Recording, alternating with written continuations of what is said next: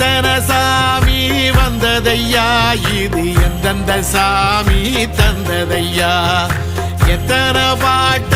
சொன்னதையா, அத சுத்துற பூமி கண்டதையா,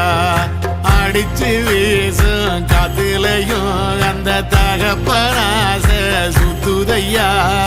பிடிச்சு பூக்கும் விதையிலும் ஒரு வம்சத்து கதையே உள்ளதையா,